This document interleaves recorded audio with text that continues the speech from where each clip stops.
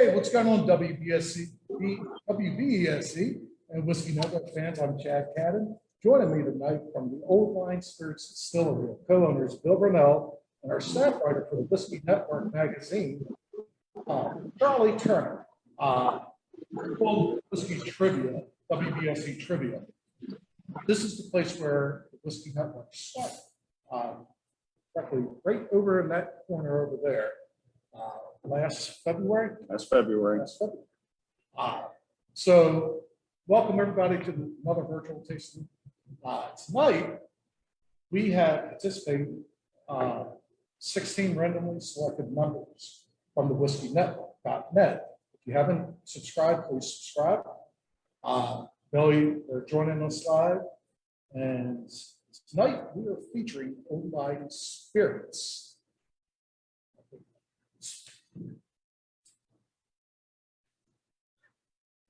I apologize. Leading us through tonight's tasting, then our Old Line Spirits owner, Mark McLaughlin and Arch Watkins. Welcome, guys. Thank you. So let me add something to that, Chad. If anybody has any questions you want to pose throughout this event, please put them in the chat thread and we'll get to them as time allows us. So, Chad? Oh, I'm sorry. As we like to do always, let's raise a glass. Cheers. Thanks for having us at this beautiful distillery and bar. Cheers. Thanks, gentlemen.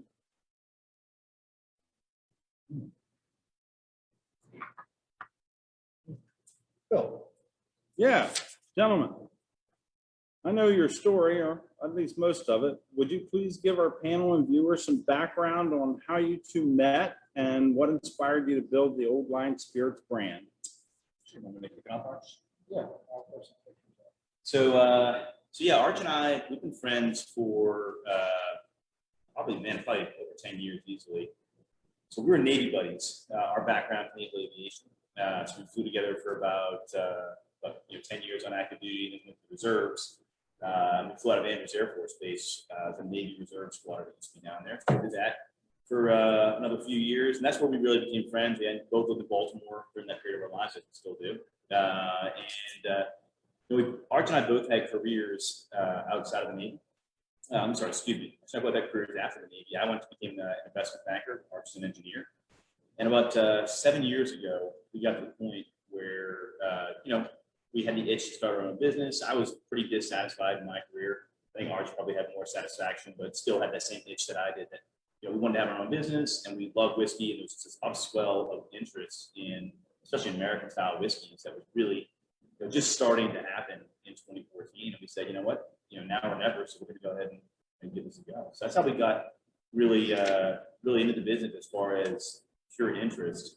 And what we had was a very unusual start. In that we set out to make bourbon and rye. That was really our initial thought. Maryland being traditionally a rye whiskey state, bourbon being bourbon, right? It's a quintessential American whiskey. And we met within 4 days of quitting our jobs. We met a gentleman named Bob Stinovich at the American Distilling Institute conference it was in Seattle right here.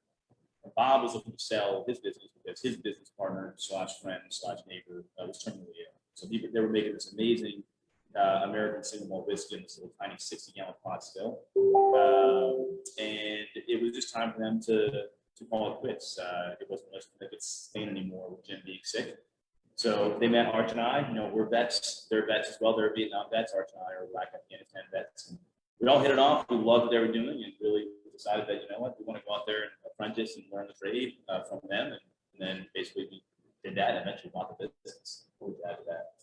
No, it was just pure luck that ran the Bob, and it was pure great luck that it was doing American single malt instead of bourbon or rye. As Mark said, it was pretty ubiquitous categories. And at the time, American single malt was almost unheard of. It's a little more known now, but back in they got started in 2006. They were one of the very small handful of distilleries making single malt. When we finally ran into them in 2015, the list has grown, but it wasn't very big. It's much bigger now. They did a lot of the R&D on tightening down the recipe they wanted to pass on to us. And they dividends for learned a lot from them, taken what they taught us, grown on that as well. Sounds like stars aligning perfectly for everything. Agree. Yeah. Right place, right time, absolutely. Yeah, absolutely. So your Andrews Air Force Base, your other careers, Yeah. you're in the Midwest learning.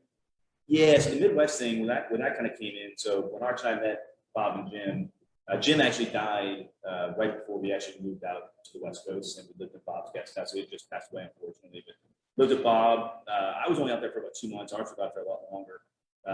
He's the operations guy in the business, and basically doing this, as Arch puts it, until we could do it in our sleep.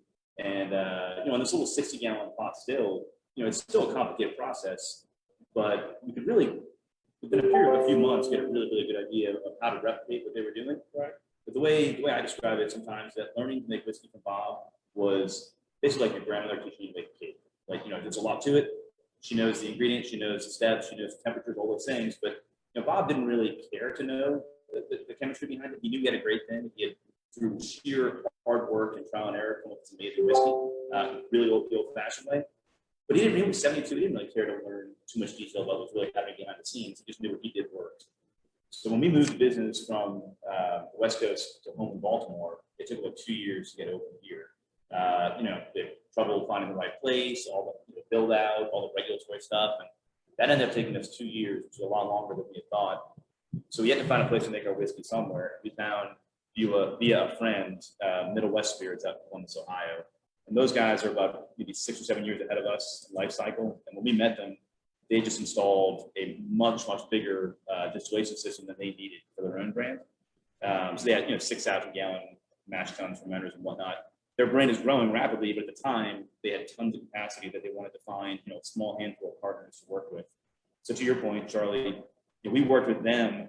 We still do work with them a little bit, but really for the first 2 years before we had our own still, we were going out there 4 times a year and just making whiskey with them. And that was, as Arch puts it, that was like the master's degree.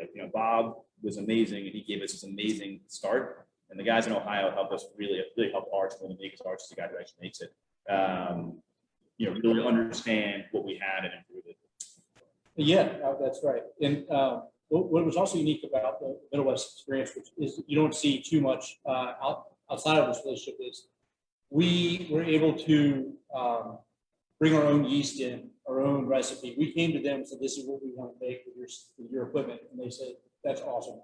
A lot of distilleries don't want any of that outside contamination, or they don't want to worry about the contamination. So you end up having to buy something that they've already made themselves. That was not our business model. We wanted to grow this really special recipe that we learned. So you landed, you covered a lot of real estate, coast to coast. How did you end up landing in Baltimore? Well, we were living here. We were neighbors, and we still are neighbors here in the city. I'm from Tallahassee originally.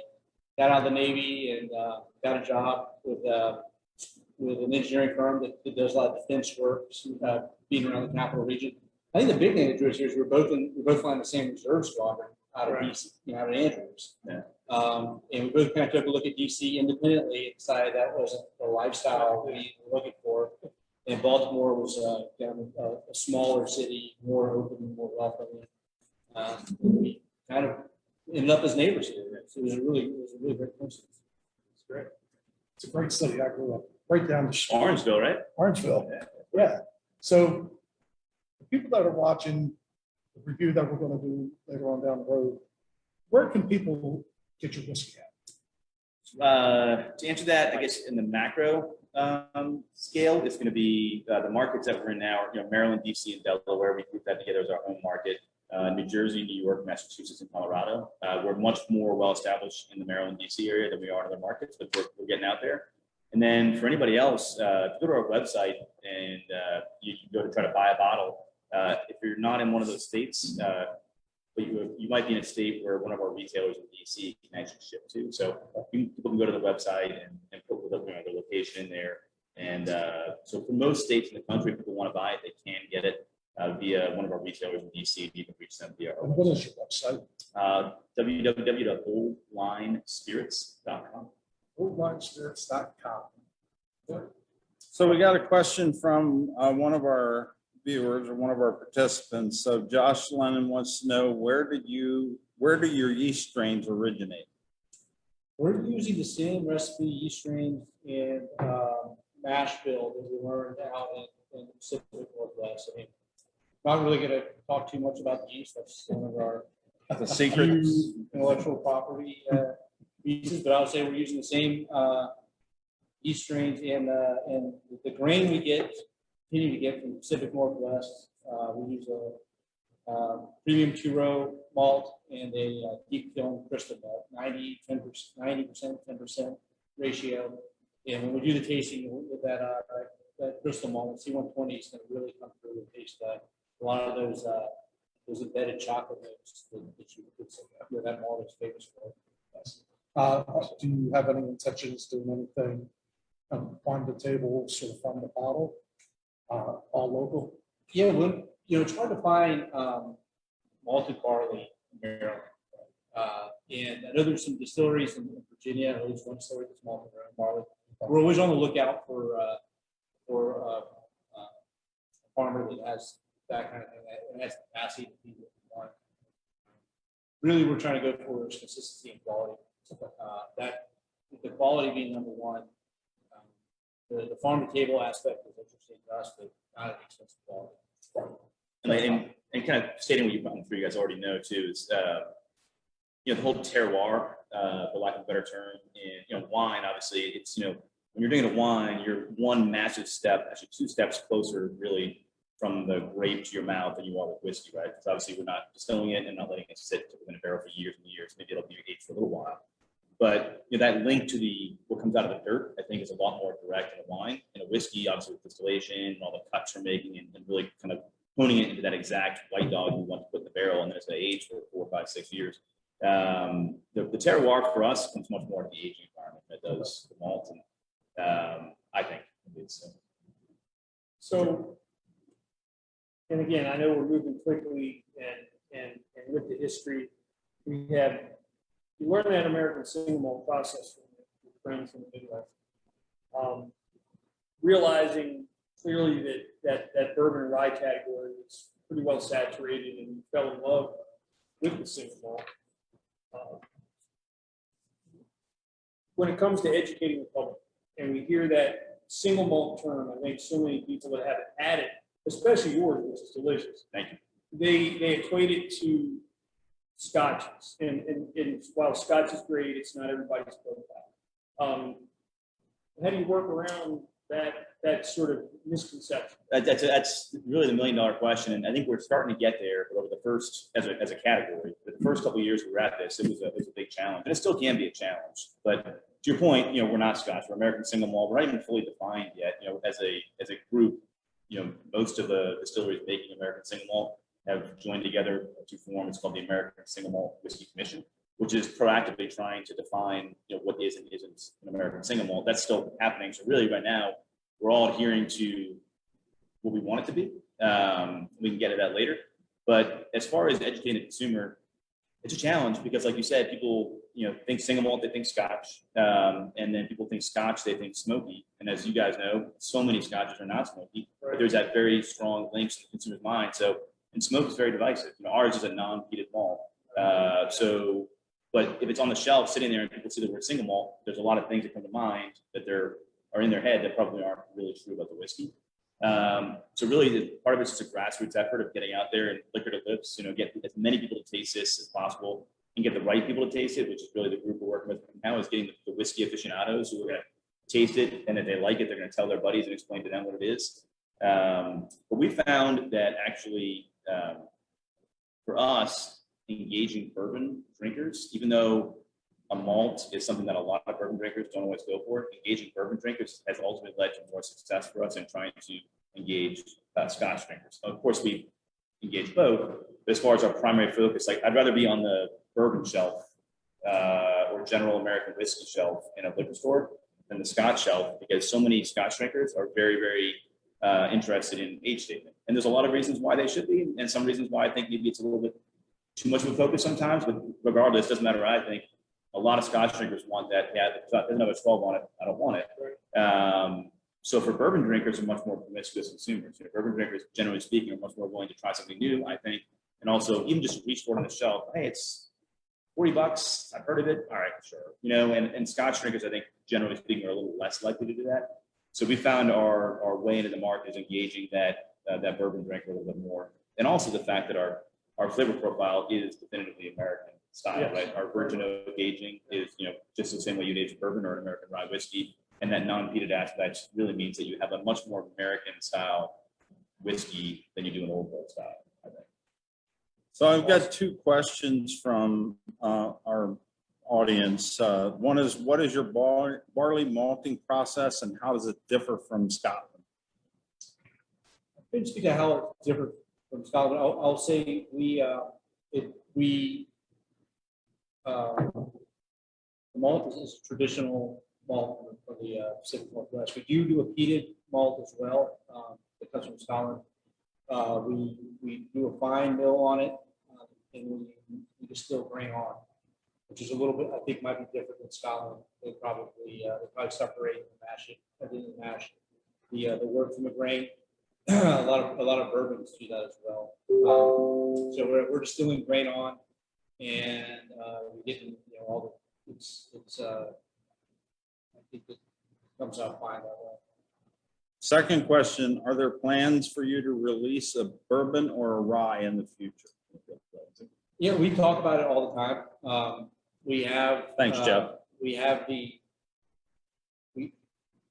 desire to play around in that space. We have no time to do it. Basically, trying to figure out when to squeeze in a bourbon run, much less source all the necessary grains for it. But it's on our radar. I think maybe the next year or two we'd start maybe with a bourbon and then start getting into the rye space, Maryland's rye, this state really.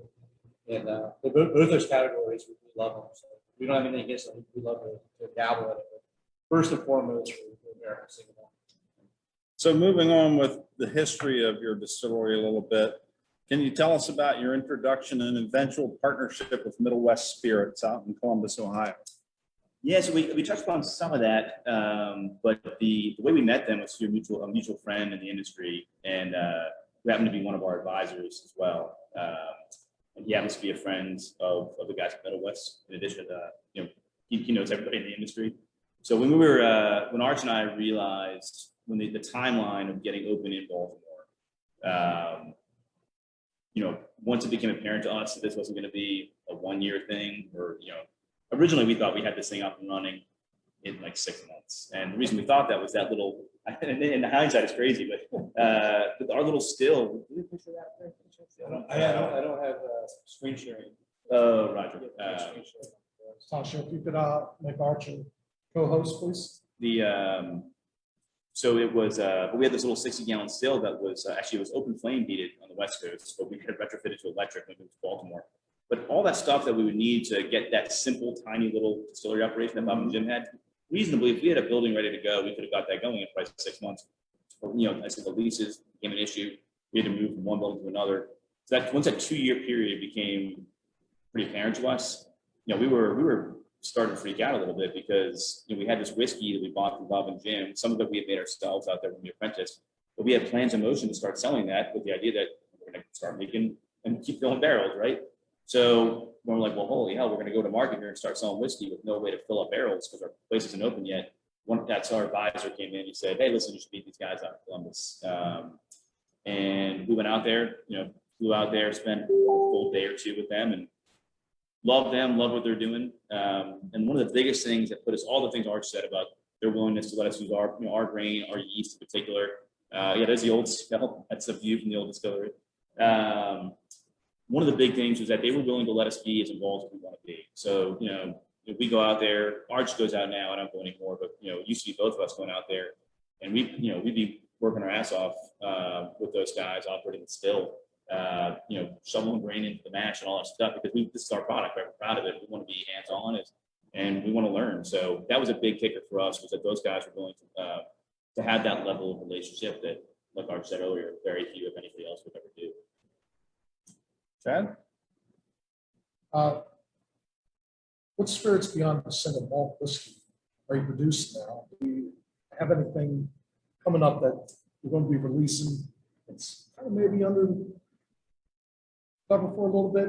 Yeah, so we, in addition to single malt, we also work with a master rum blender to blend and import a Dominican Republic rum, aged rum, 7 to 11 years down in the DR. We wanted to offer another aged spirit to kind of round out the distillery experience. Also, we didn't really want to go down the vodka gin path that so many craft distilleries go down. Not that there's anything wrong with it, it's just a very crowded space. Back in 2016, the aged rums were, they're still pretty rare on the shelf, but they're very rare 5 years ago. We thought that was a really interesting market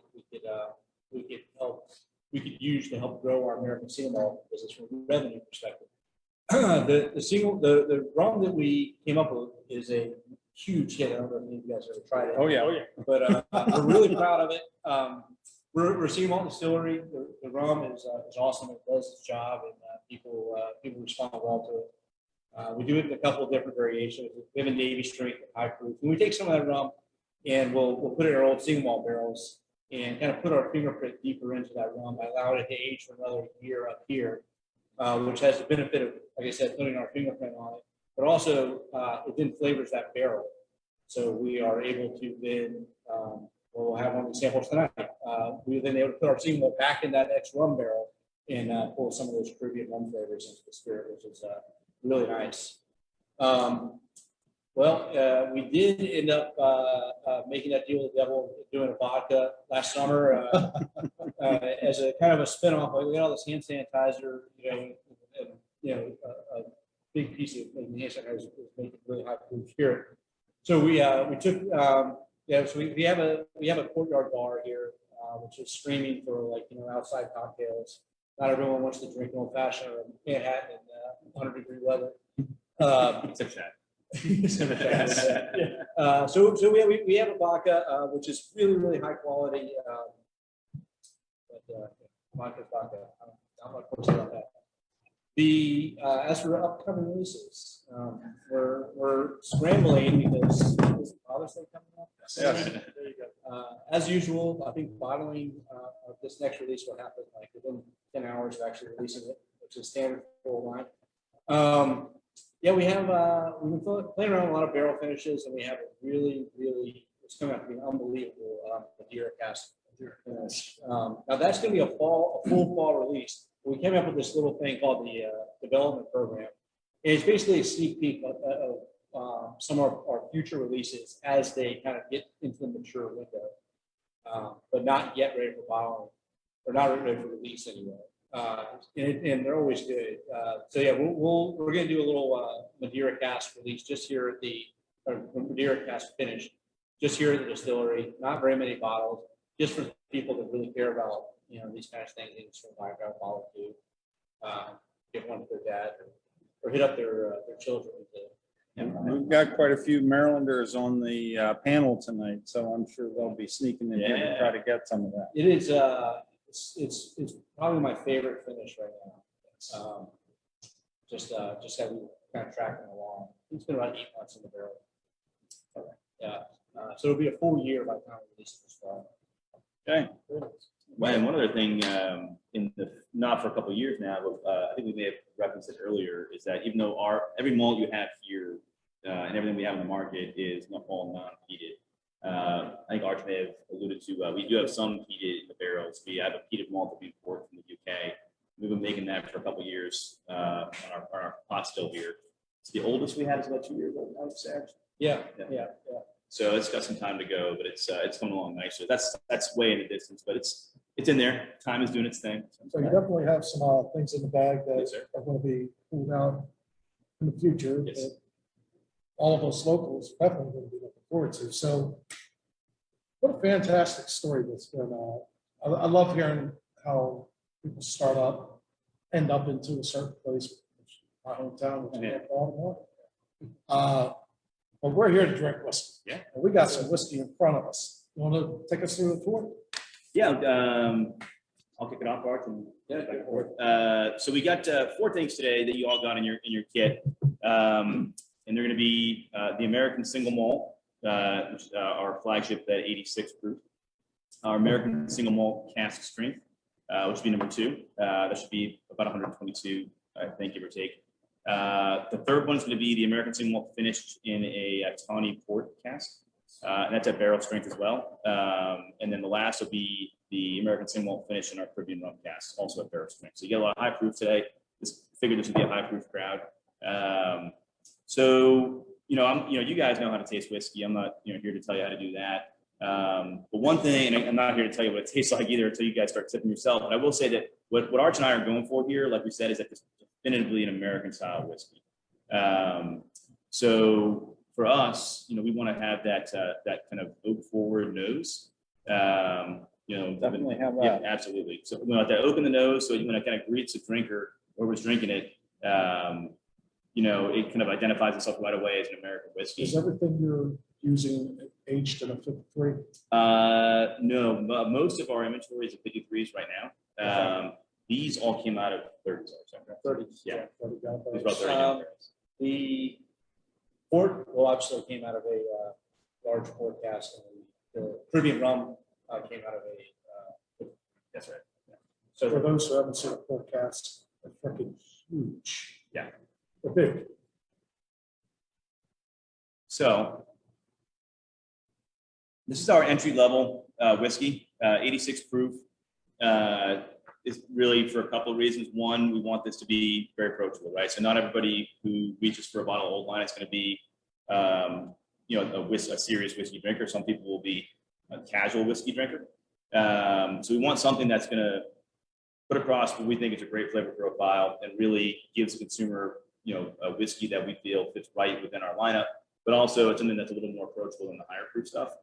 Pretty much everything else we do is going to be 100 proof plus, either at barrel strength or sometimes our special releases will come up right at 100. But for the 86 proof, that's our way of really making this accessible to really anybody. And for me, go ahead, Jeff, please. I was going to say, it drinks a little higher than 86 proof. Yeah, Although it's the malt that you're using, which is really a funky malt. You get that cocoa and coffee, chocolate. But on the nose, I get this very, very intense. Yeah, I'm getting, it's definitely got a little fruitiness. Yeah. Right? I get, the oak is strong. Yes, The, definitely. And, and it's just very powerful.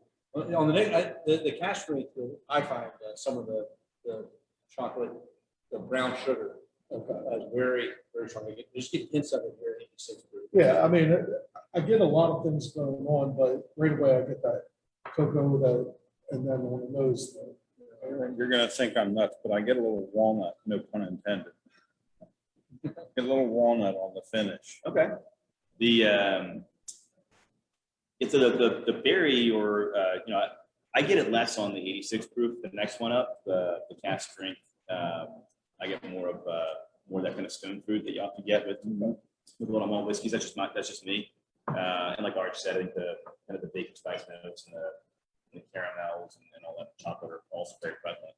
But that's probably a good time to move on to the cask strength. This is where I think we'll probably spend a little more time on this one.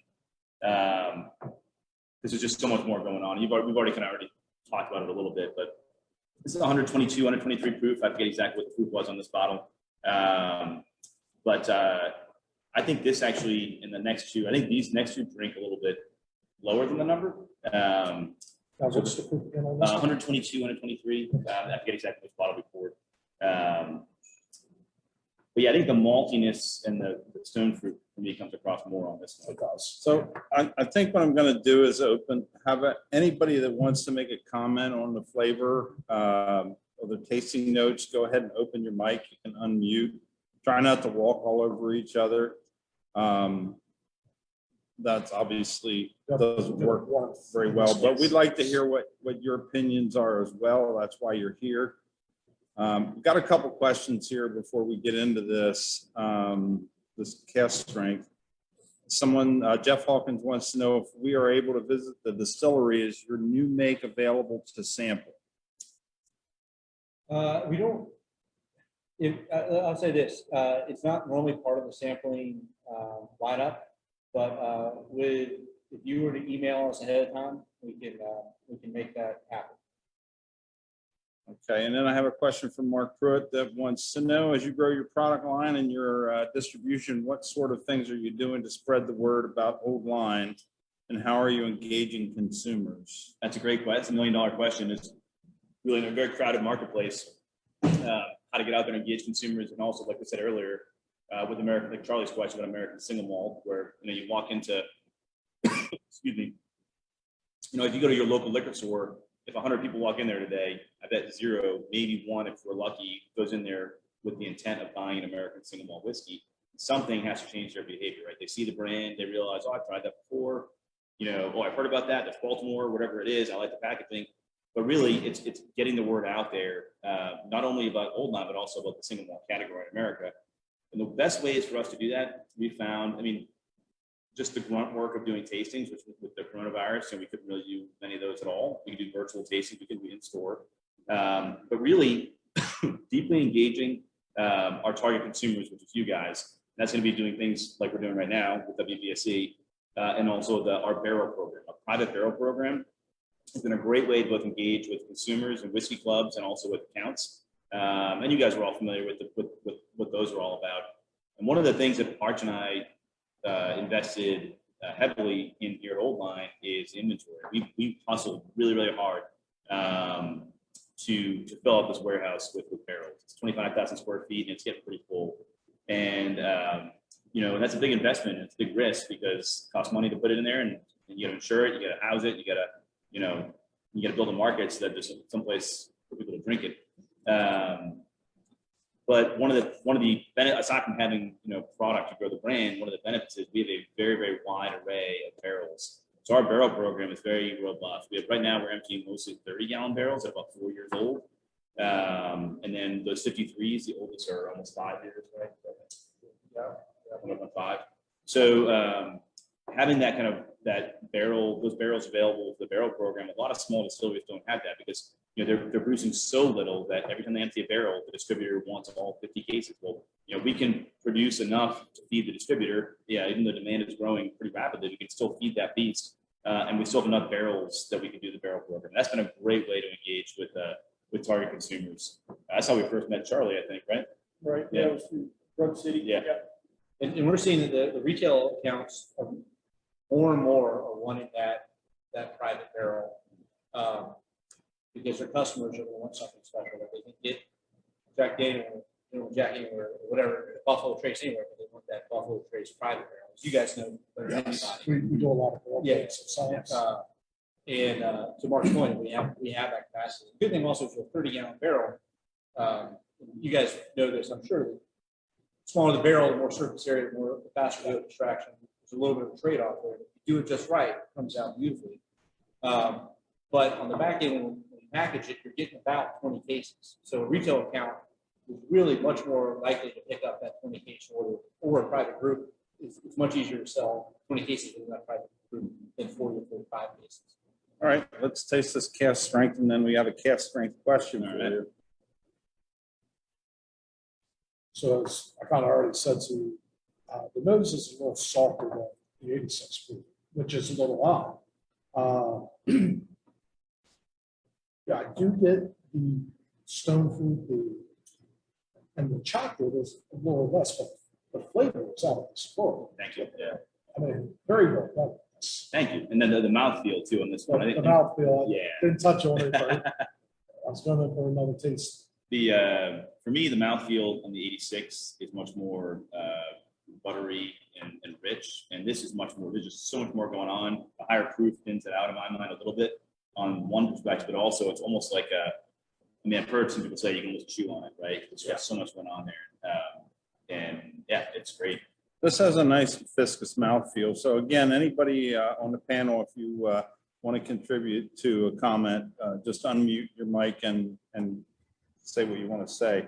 So while we're tasting this, one of the questions about the cast strength was, why do you think cast strength has taken off so much in the last few years? And is it really the strength you taste at, or do you proof it down yourself when tasting? So this is from Scott. As far as why it's taken off, I think that it's all part of a broader trend, right?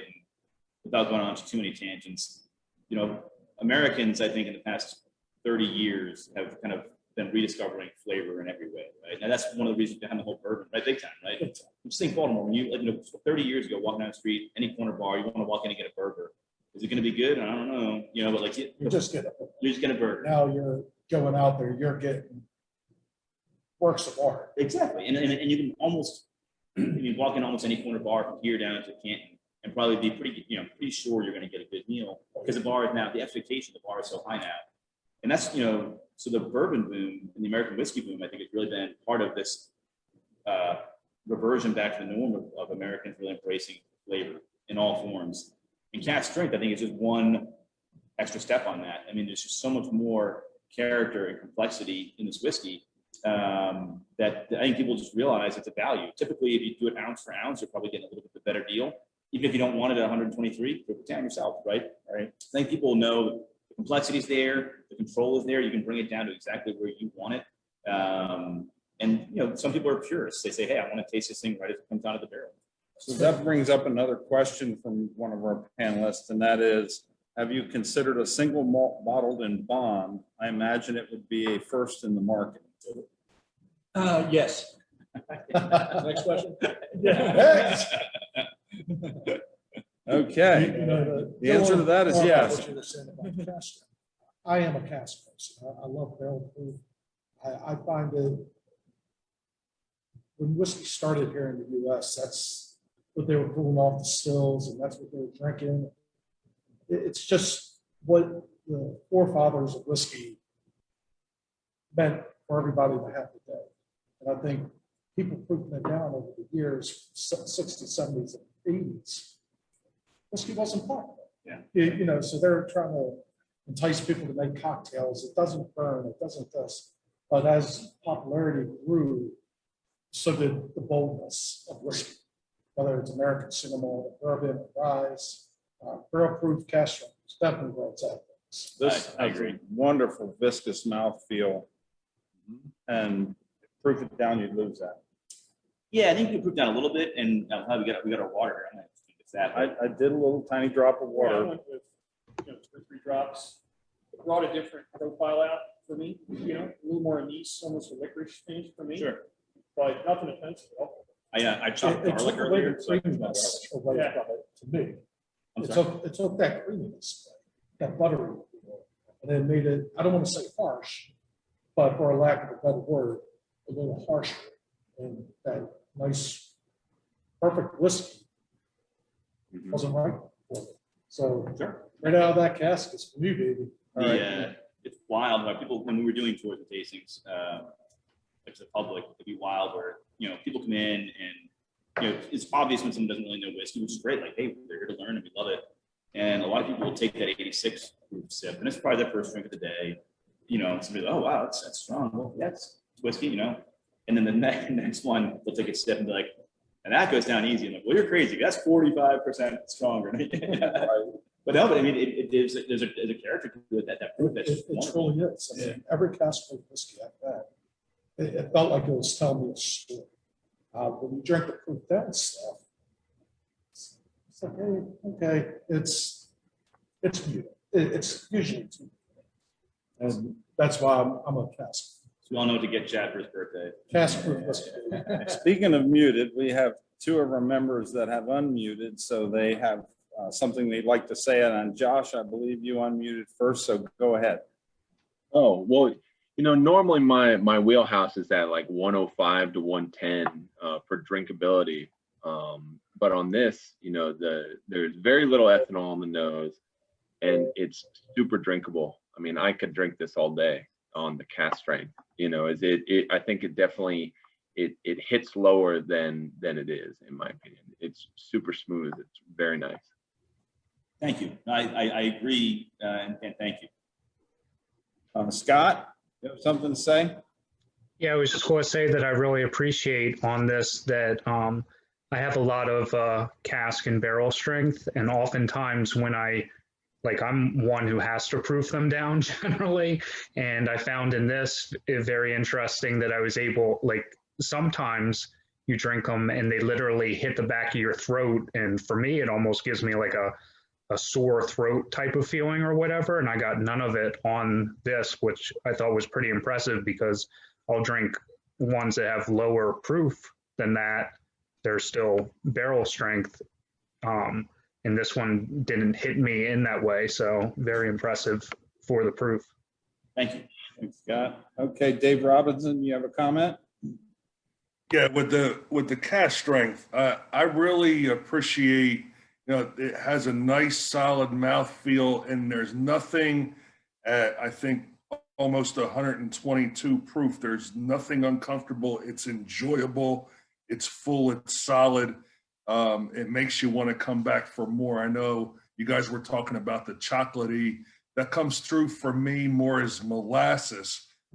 I just find it very surprisingly easy to drink, and really the nice and full and solid on the mouth, and it makes me want to come back for more of it. I like Josh. I'm in that, 100 to 110 proof range. That is really my wheelhouse, but I do like some of these things, and this is really surprising, and I think it's a home run as a cask strength. Really, I'm looking for more of it. Well, it's funny, you took the words out of Arch's mouth too. I heard him say it when I started saying it. Exactly what you said is that the finish on this, it's a nice, nice medium finish, and it makes you want more, which is exactly the way you said it is exactly the way we say it. That's good. Oh, Very tasty. All right. all right. Excuse me. Next up will be a whiskey that we've yet to release. And this is our American single malt, finished in tawny port casks. So this was finished on March for 8 months.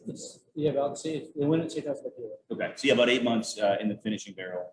And this is our first look at the tawny port. We've done Oloroso sherry, and we've done our rum finish before, but this is our first look at the port, and we were and are extremely pleased with it.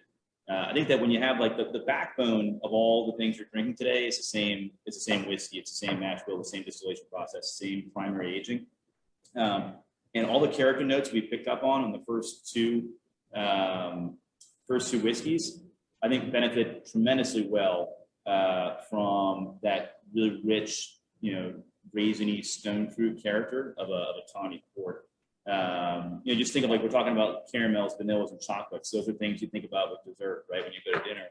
And what do you drink with dessert? A lot of the time, you might drink a nice port. And those things go hand in hand for a reason.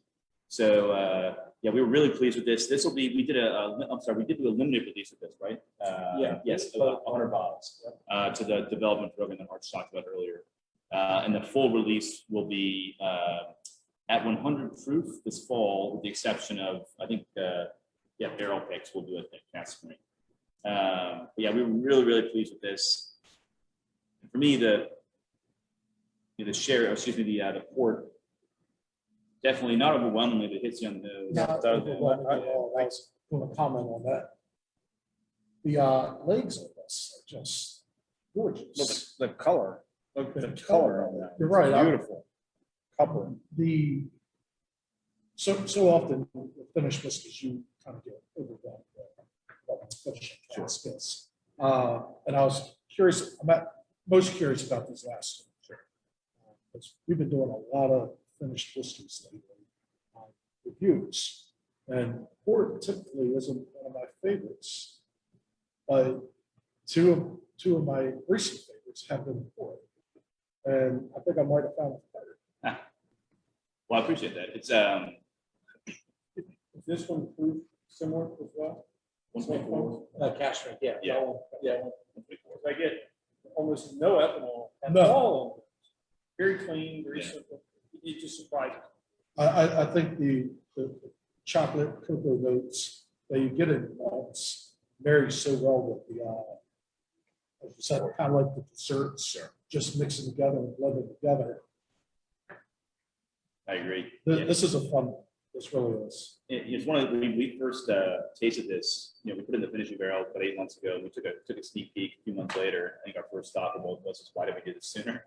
But So Art has a comment, I believe. Art, if you want to unmute your mic so we can hear, there you go.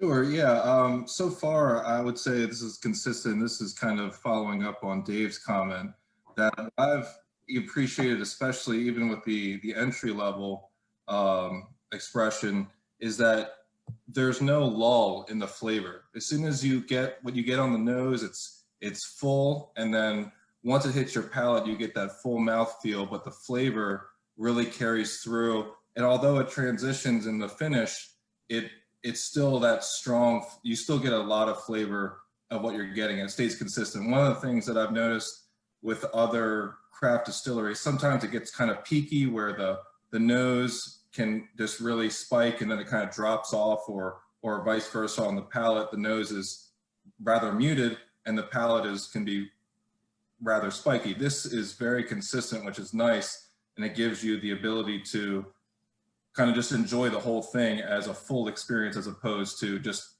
having one area shine. Thanks, Art. Good to see you, by the way. Good to see you. Okay, I believe Jeff Hawkins is up next. He has a comment. Yeah, I wanted to comment on the proof of this. I had to double check the bottle because I could not believe this is a higher proof than the cask strength. Yeah. It drinks like maybe 100 proof. It's insane. It's dangerously easy to drink at 62%. And I mean, just to add on to that, the finish is amazingly fruity. I think almost like raspberry is what I'm getting left over on that. It's so good. So hats off to you. This one's amazing. Thank you. It definitely has a lot going on. I didn't mean to step on you there. We've done our sherry cask finish, Oloroso sherry twice, and we've got more of it aging now. And to me, it's interesting that like the character on those two are just so different. Our last sherry cask, floral is probably the wrong word to use. Maybe like a lavender kind of floral. It's really nice. But it's just it's so different. That extra time in protects barrels just makes so much of a change. And then it's one thing that Art said. And this is a mark approach, which may not be right, but we're talking about the obviously the nose and the palate on all these, and what I think I figured out for myself at least is when Arch and I are looking at barrels and we're sampling like the peated and whatnot, and saying, hey, this is a 1.5-year-old. Clearly, it's not anywhere near ready yet, but where is it? And what I've noticed for me is that the palate and the nose won't always trend completely together, but they will generally. And if I'm pulling a sample out of the barrel and the nose is one place and the palate is completely someplace different, to me it's like, okay, this is it's not there yet. When they start to kind of come closer is where I think for me I start thinking like, okay, maybe this is getting close to maturity. Neither here nor there. It's kind of a fun part of the business to be able to pull these barrels out. I do like personally when the nose is here and the palate's here, they kind of do diverge a little bit. I think that's kind of fun with certain whiskeys. Sure. Others really, when they marry well together, that's also a really nice mix. Sure. Just something fun. Yeah. Dave, you got a question, a comment? Yeah, so really this for me, I don't typically care for much that's finished in wine casks at all, but a rye, there's a couple of ryes that I like that way, but this really hits that same balance that I find when ryes are finished in it. Not that it reminds me so much of a rye finish, but it's not overpowered by the port finish. It still cuts through as whiskey over something overly fruity. And I think really what I was perceiving as molasses in the cask strength, that port finish helps me recognize to Chad and a couple other people's points as the chocolate. It really helps define it. So I think another really well hit ball there, probably a home run. Thanks, Dave. Put a couple of drops in there, Dave. If you get any water with you, I'd probably total put in about 8 now. I put 4, then another 4, I think. That's right. Yeah. You get on Really just married it perfect. And the fruit's really in Yes, the it nose a lot does. more. Yeah. So this next one, Yeah, I'm the most all right. interested in because to be completely transparent with you, I do not like very much of unfinished business. All right. So I'm really curious where this one's going to We're go. gonna mute Chad's mic in a minute. He doesn't Everybody like mute it. me and ignore me. It doesn't Now, go well. I've had very limited and 2 varieties. Sure. One was a Scotch. It's been good. Oh, Yeah. and the other was a bourbon, and that was one I actually, there was a spit it right. I have to agree with him because and I'm not gonna mention the name, it's one of the major distilleries that had a rum finished rye, and I spent close to $100 on the bottle, and I hated it. Yeah. I hated So- it. I think I just bought that bottle. I gotta talk to you off camera. I haven't opened it yet. So He's I buying got when it's thinking selling. about this one when we were down here 2 weeks ago. And I'm a betting man. I'm betting I'm going to kind of enjoy it in some regard because of the way your malt is. Sure. And I think that could really work.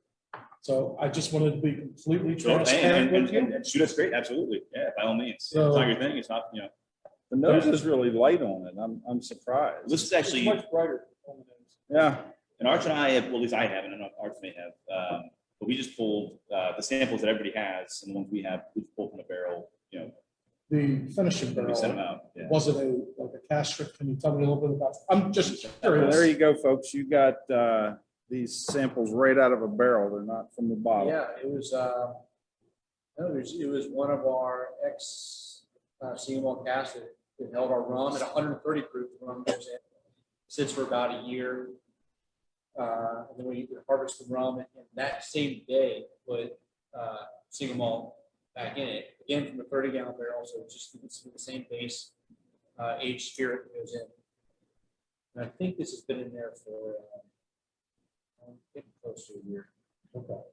So I'm just going Did to you kind guys of, experiment? in case I offend you, but I'm just going to give my complete unbiased Mhm. opinion. And right away, the nose is really good. You delve into that because I see Drew Castle has unmuted here, so I think he's got a comment. Uh-oh. Drew, you got something to say?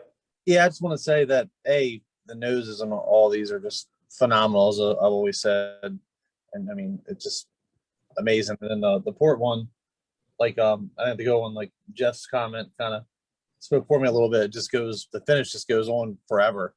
I really just want to get some kind of chocolate almost to mix with it, and I'm not.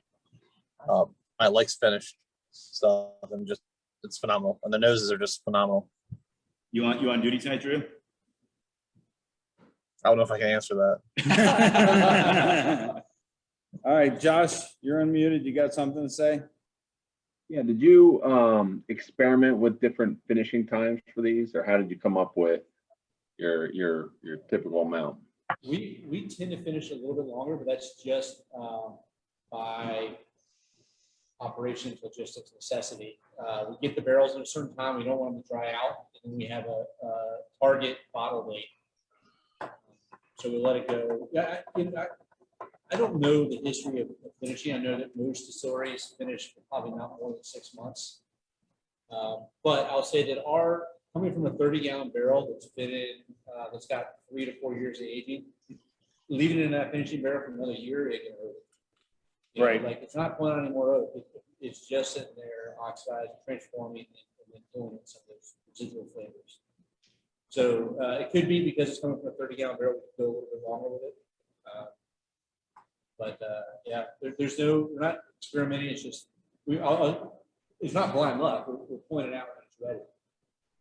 So I got a positive comment here for you from Art Monet. Not that we had any negative comments, but his comment is, it's very nice to see how these expressions, the first 3, have built on each other, keeping the backbone throughout the lineup. Chocolate on the first to chocolate and honey on the cast strength.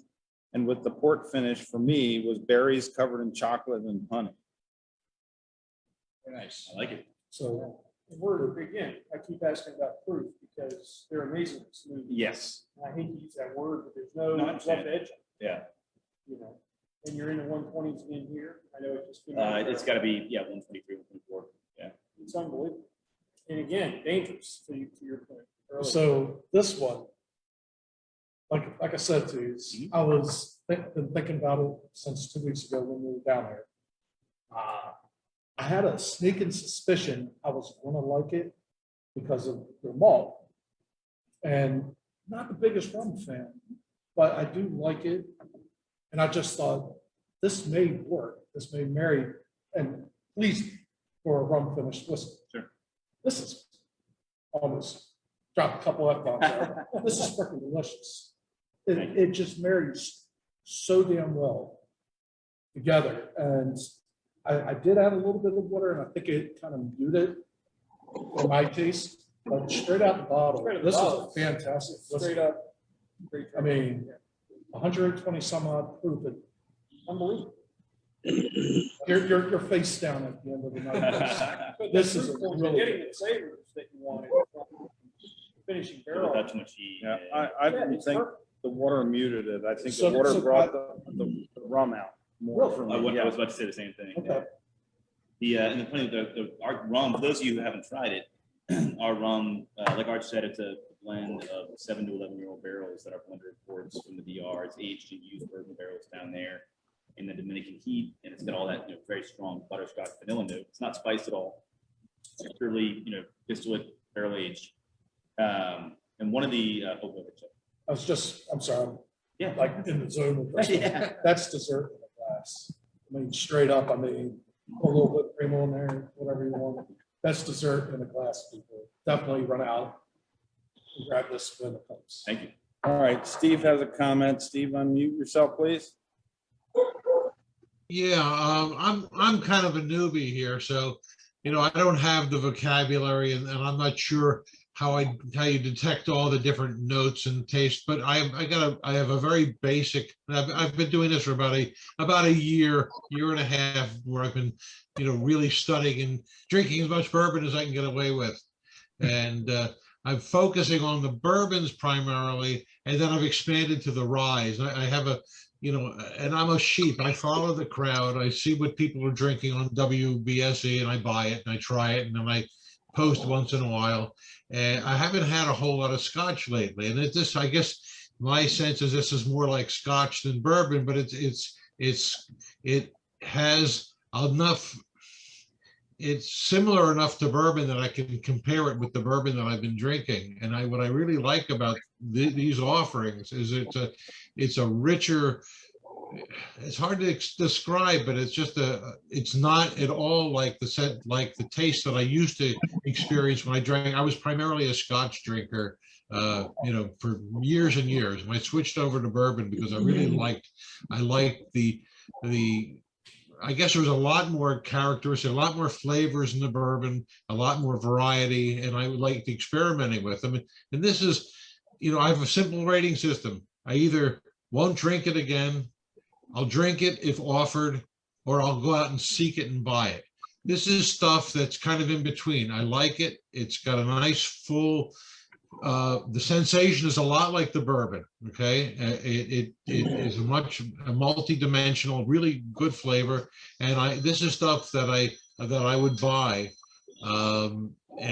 And not, I'm not sure it's up there. My bourbon taste really goes more towards the wheaters and I do drink the ideal for me is antique. 107 is like gold to me. And that's my taste. So, so it's a very specific thing, but what I can tell you about my sensation with these offerings is they're high quality. This is really good stuff. There's some bourbons that I have. I'll take one sip, and I've got about 80 bottles in my collection. Some multiples, but I would say about a quarter of them I drink. I don't like the first one. I'll give it another chance, and then if I don't like it the third time, I put it in the back of the shelf and I mix it with Coke for company.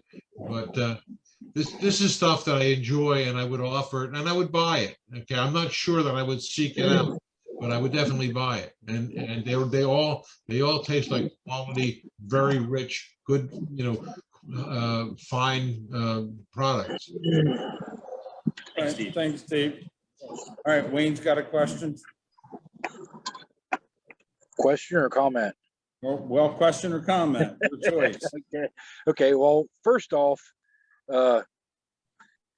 my taste in bourbons is complex. I like the complexity in bourbons. Okay. A lot of these, to me, it seems like it's the same flavor the whole way through, which isn't complex enough for me. Okay. The 86 proof, I enjoyed that. I like the butter finish. I thought it was funny, Bill, that you commented on the walnut, because I got the same thing. And but I do like it had a nice smoky char to it that just hung on. Okay, I really enjoy that, and I would think Chad enjoyed that too, because I'm pretty sure Chad really likes that char on there. Next to the 86, this rum cask is probably my next pick because it has more complex flavors in it. I'm not a big rum guy, but it changes it and makes it a little more complex, so I enjoy that. The cask strength and the port finish, they had a better mouthfeel, but I don't know. There was something about it I just didn't really care for. Maybe I'm the odd guy out here, but for some reason I just was not, liking those too much. But I really do like the higher proofs more because the flavors come through. But like I said, since these flavors were pretty straight the whole way through, that didn't really appeal to me. So that's my 2 cents. Everybody's got their own palate. Yep. Yeah, thanks for your inputs. Yeah, thanks, man. The beautiful thing about being a whiskey drinker, especially a bourbon drinker, is when you do get to experience something that is different to you, which for me, it's, American single malt. It's not Scotch, it's not bourbon, it's not rye. It's unique to its own self. Sure. And I think what you guys are doing is a fantastic job. I think you're really being a trendsetter, setting your own ways, making your own niche. And I enjoyed eight all the way down. I really enjoyed that rum. I'm glad I finally found a rum finished whiskey. I'm excited about this. So, changed my mind. And the port, the port for me, it wasn't overpowering.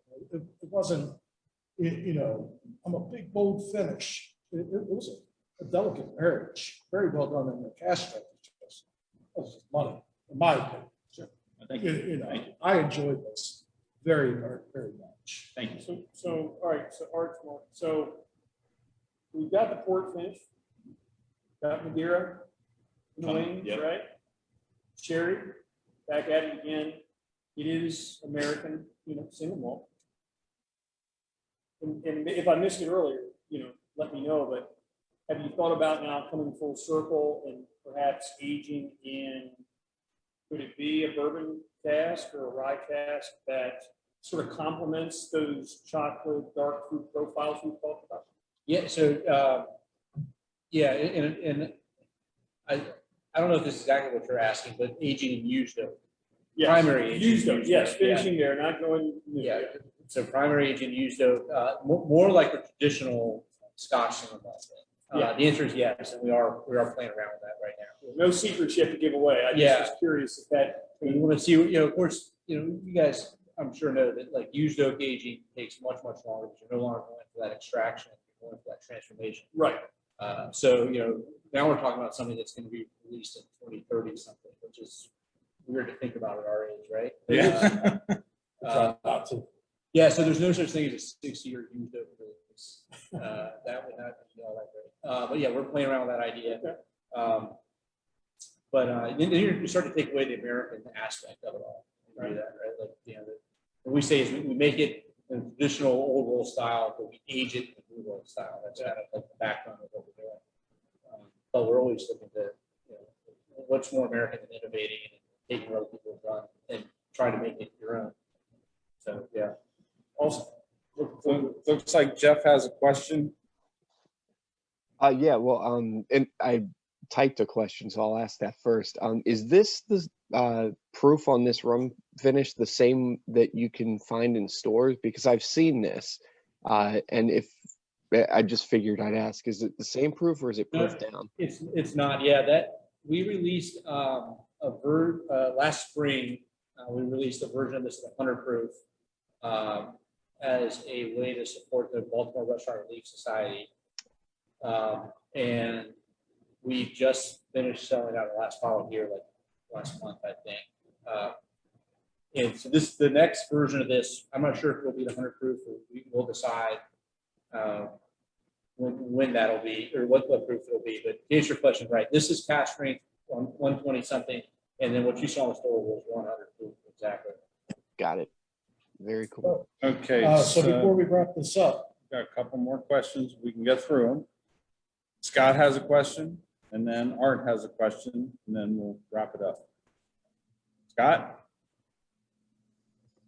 Well, mine was more of a comment on the Caribbean cask strength in that I found it interesting that I got like a cake frosting type of nose, and it even came through on the flavor. And actually, while I am a rum drinker, I find that rum finishes generally I do not like because the rum becomes so over prevalent. So it's nice to see that this could be integrated without being overbearing and just tasting like I was drinking watered down rum. So I really, really like this one.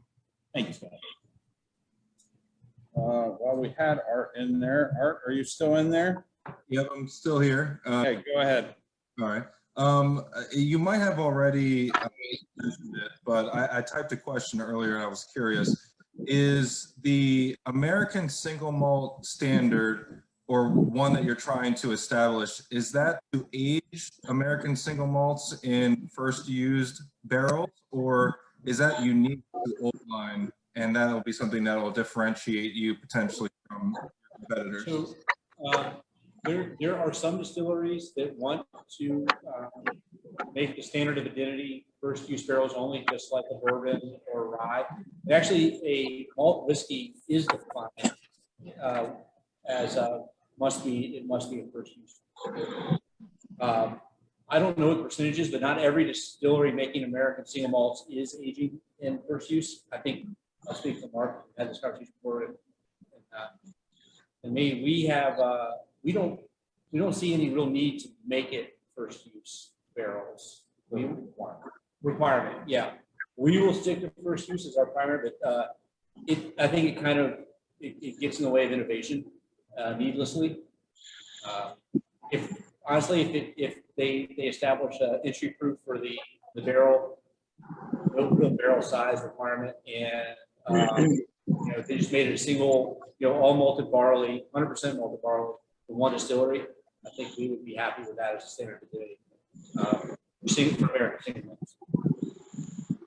Okay, Chad, take her away. so on behalf of myself, Bill, and Charlie, and all of WPSA, I'd like to thank Mark and Arch, Old Line Distillery, Spirits Distilling Company, for sharing a wonderful evening, wonderful tasting. Thank you, Jim.